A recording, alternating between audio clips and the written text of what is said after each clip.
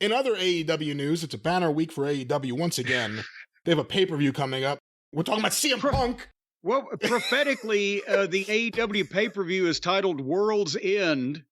And boy, they may fulfill this. That's right. Well, it has come out in the last week. I'll go with a story that came out first. Sean Ross Sapp of Fightful broke that AEW Vice President of Live Events and Touring, Raphael Morphy, is set to finish up with the company. It then came out that he's leaving at the end of December. He'll be working for the Barclays Center, the home of the New Jersey Nets in Brooklyn, and he'll be booking events in there. I don't know if Ringling Brothers is coming there or anything, but he'll be the person they deal with. I would have to think that's a much better fit for him, because despite everyone saying he's a great guy and great at his job, I've heard nothing but complaints from people off the record about the job he's done.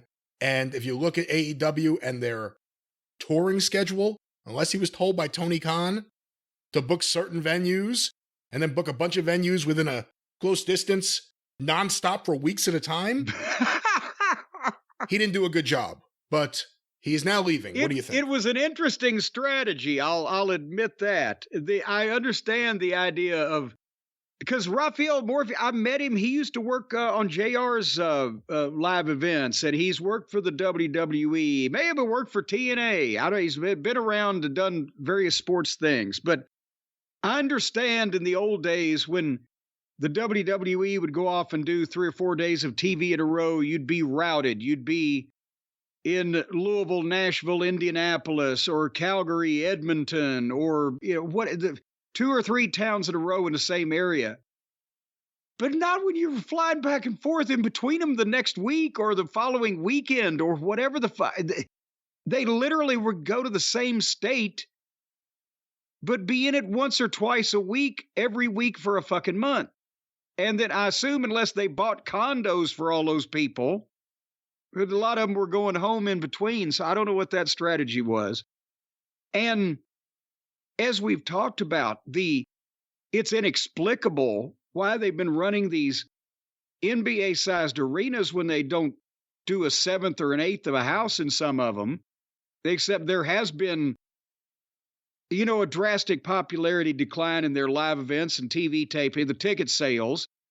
And you do have to book buildings like that way out in advance. But when have they ever justified booking 20,000 plus seat arenas in the state of Kentucky or in some of these other places where they've just, so the spin on it was he was going to be closer to his home and his family and work in a specific building there. And that's fine. But Jesus, Mary, and Joseph, I don't know how you could say that their live events routing and the buildings they've been booking and even the local promotion of same have been good overall. Now, they said he was instrumental in promoting Wembley Stadium. You think? And Arthur Ashe. If they had... And Arthur Ashe.